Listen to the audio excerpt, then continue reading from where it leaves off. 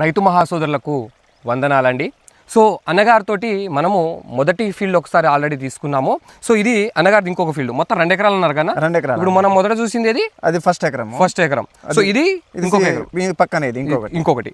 So ఇంకొక 2 ఎకరాలు వచ్చేసి మీరు డబుల్ టు డబుల్. సో అసలు దానికంటే ఇది ఇంకా రెట్టింపు ఉంది మరి. అవునన్న, ఎందుకంటారు? ఇది నేల స్వభావం అన్న. నేల స్వభావం అంటే అది కొంచెం బలం తక్కువ, ఆ భూమి కొంచెం బలం తక్కువ. అది పోయినసారి అందులో కూడా తోట వేసాను. ఇది 10 అడుగు. ఇది 10 అడుగు. ఈ సంవత్సరం చేంజ్ చేశారు. అయితే బలంగా వచ్చిందంటారా? బలంగా వచ్చింది. చాలా కనబడతా ఉంది వ్యత్యాసం అనేది అక్కడ ఆ ఫీల్డ్ కి ఈ ఫీల్డ్ కి చాలా కనబడతా ఉంది.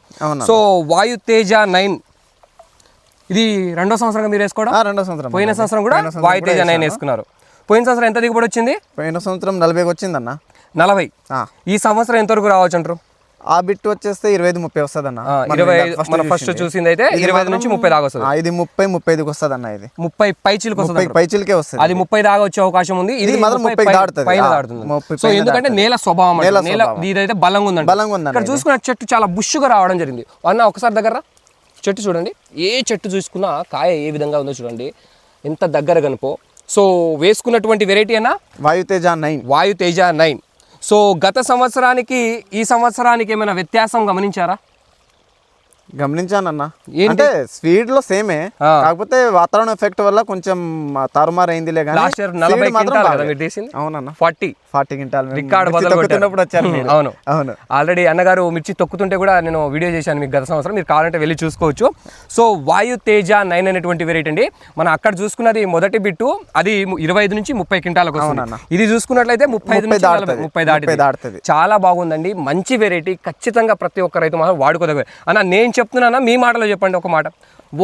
వాస్తవం వేసుకోవాలి అన్నట్టుగా ఉంటేనే చెప్పండి, లేదంటే వద్దు. మీరు వచ్చే సంవత్సరం దీన్ని వేసుకుంటా అంటేనే మళ్ళీ రైతులు చెప్పండి. వచ్చే సంవత్సరం దీన్ని ఖచ్చితంగా వేస్తానన్న. పోయిన సంవత్సరం అదే మాట చెప్పాను, ఈ సంవత్సరం అదే మాట చెప్తున్నాను. నేను వేసా వారి మాటల్లో వినొచ్చండి. మీరు ఒకసారి కనుక వేస్తే రెండోసారి మీరు ఆటోమేటిక్గా మీకు ఎవరు చెప్పని అవసరం లేదు, మీరే నాలాగే ఇంకో 10 మందికి చెప్తారు. రైట్, ఒకసారి వినొచ్చండి, రైతు వారి మాటల్లో మీరు క్లియర్ కట్గా వినొచ్చు. మంచి వెరైటీ, ఖచ్చితంగా మీరు వాడుకొని ఒక్కసారి వాడి చూడండి. తగిన యాజమాన్య పద్ధతి, అన్నగారి యాజమాన్య పద్ధతి కూడా అంత బాగుంటుంది. ఆయన కొట్టేటువంటి స్ప్రేయింగ్స్ కూడా అంత బాగుంటుంది. ఇదే వాయుతేజ 9ని ఈ యొక్క కృషి అగ్రిజెనెటిక్స్ వాళ్ళది వాయుతేజ 9ని నేను నా తోటలో కూడా వేశాను.